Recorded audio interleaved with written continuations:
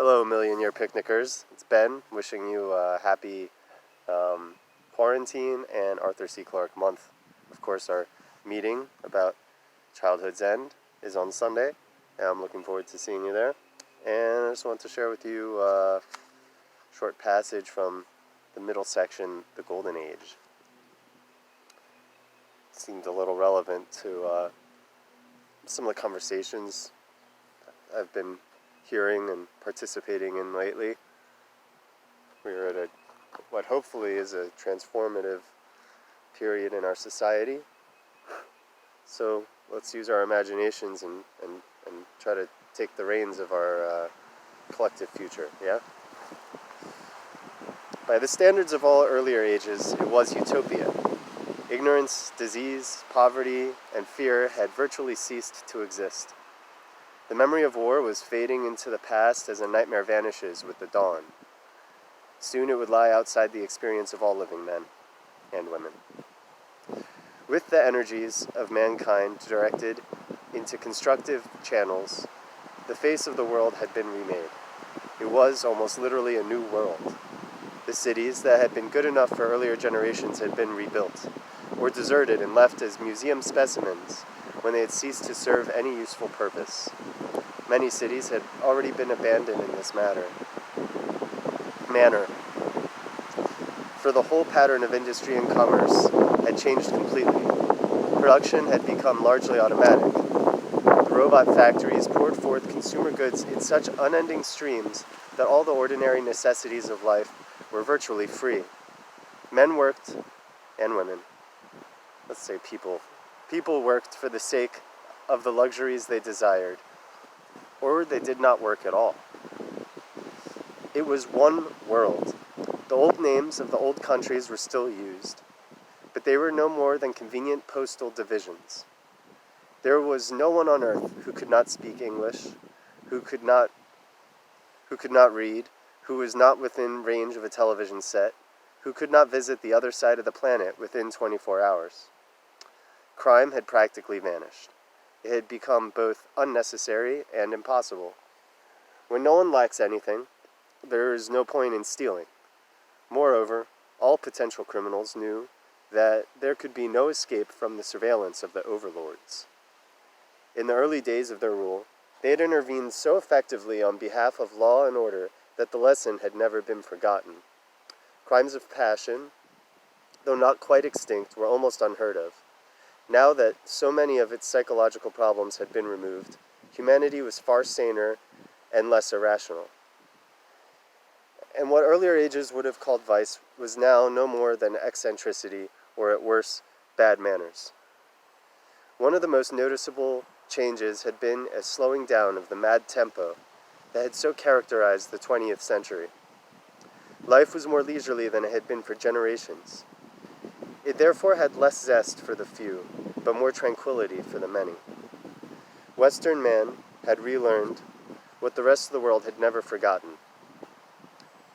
that there was nothing sinful in leisure as long as it did not degenerate into mere sloth. Whatever problems the future might bring, time did not yet hang heavy on humanity's hands. Education was now much more thorough and much more protracted. Few people left college before 20, and that was merely the first stage, since they normally returned again at 25 for at least 3 more years after travel and experience had broadened their minds. Even then, they would probably take refresher courses at intervals for the remainder of their lives in the subjects that particularly interested them. This extension of human apprenticeship, so far past the beginning of physical maturity, had given rise to many social changes.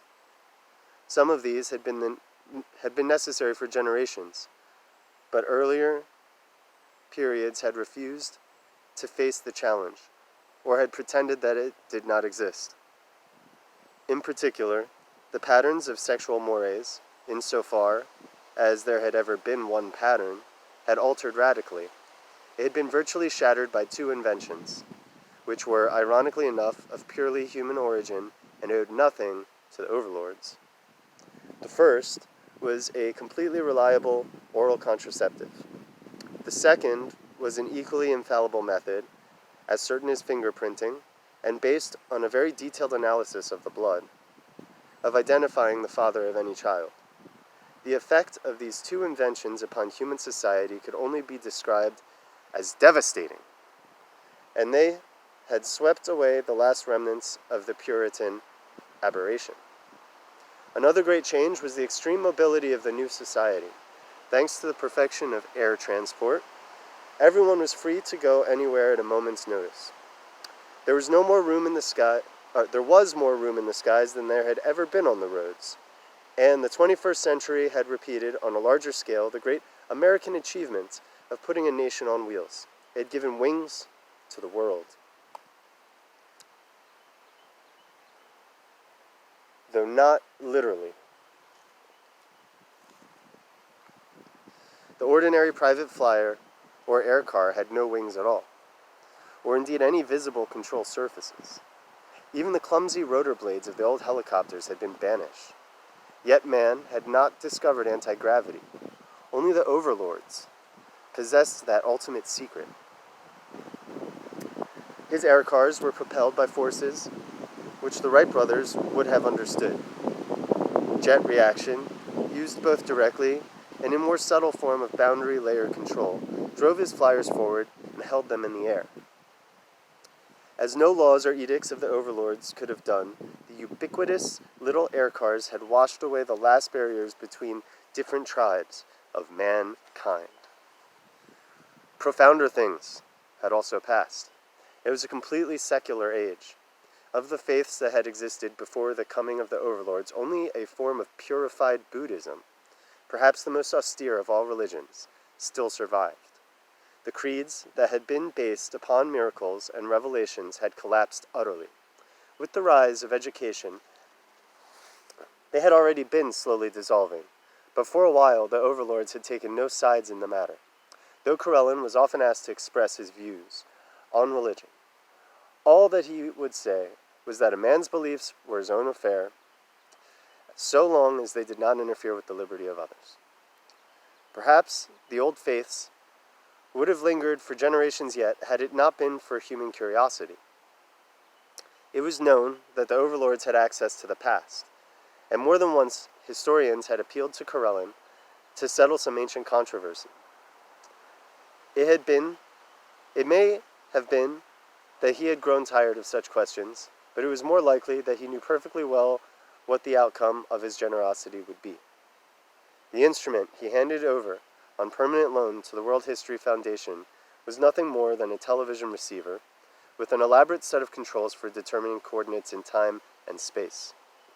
It must have been linked somehow to a far more complex machine operating on principles that no one could imagine aboard Corellin's ship.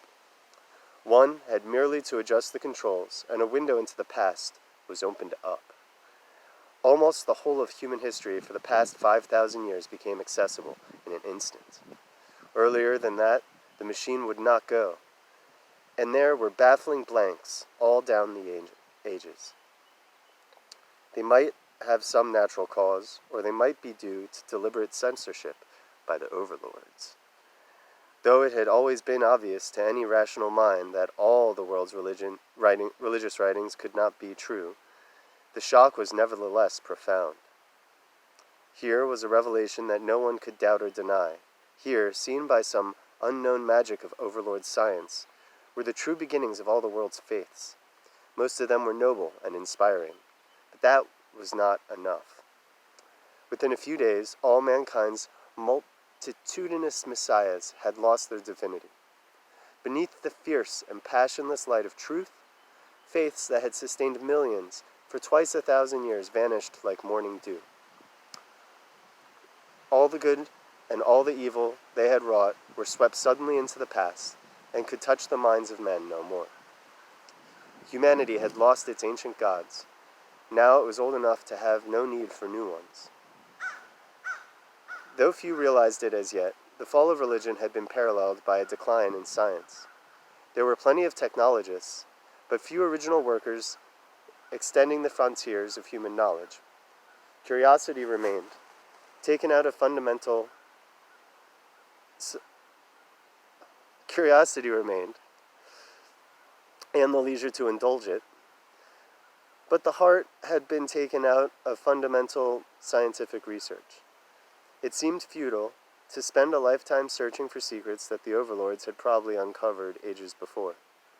This decline had been partly disguised by an enormous efflorescence of the descriptive sciences such as zoology, botany, and observational astronomy. There had never been so many amateur scientists gathering facts for their own amusement, but there were few theoreticians correlating these facts. The end of strife and conflict of all kinds had also meant the virtual end of creative art. There were myriads of performers, amateur and professional, yet there had been no really outstanding new works of literature, music, painting, or sculpture for a generation. The world was still living on the glories of a past that could never return. No one worried except a few philosophers. The race was too intent upon savoring its newfound freedom to look beyond the pleasures of the present. Utopia was here at last. Its novelty had not yet been assailed by the supreme enemy of all utopias, boredom. Perhaps the overlords had the answer to that, as they had to all other problems. No one knew, any more than they knew, a lifetime after their arrival, what their ultimate purpose might be. Mankind had grown to trust them, and to accept without question the superhuman altruism that had kept Corellin and his companions so long exiled from their homes. If indeed it was altruism. For there were still some who wondered if the policies of the overlords would always coincide with the true welfare of humanity.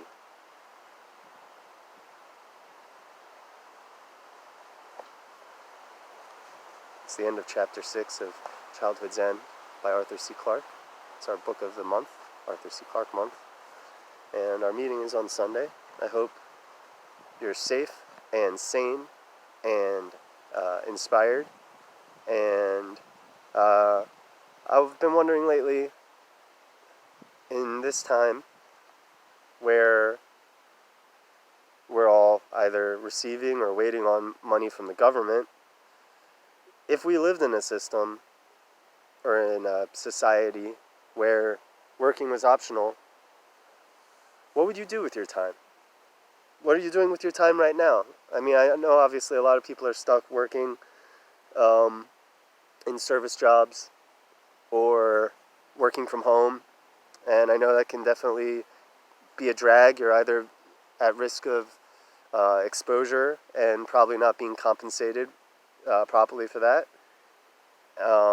or you're stuck staring at a two-dimensional screen all day, which has many, many drawbacks, and is probably also hazardous to your health on a more subtle or spiritual level or whatever. But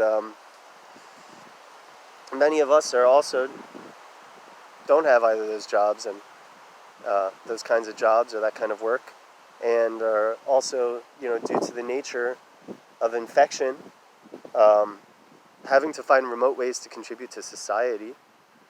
And I mean, there's only so many hours you can spend doing that a day, so I was just wondering, what are you doing with your free time right now? And were this scenario extended indefinitely, with or without COVID being an issue, but if we just had some form of UBI or something, what would you do with your time? What would you want to do with your time? What can you do with your free time right now that is, both fun and fulfilling, but also makes you an asset to society? That's just what I've been thinking about, and I'm real curious if you want to put your thoughts in the comments. And this is the very first time that I'm going to say, smash that subscribe button, crunch it, tickle it, and give us some likes. And, now more than ever, please live long, prosper, and be sane and happy. Anyway, later.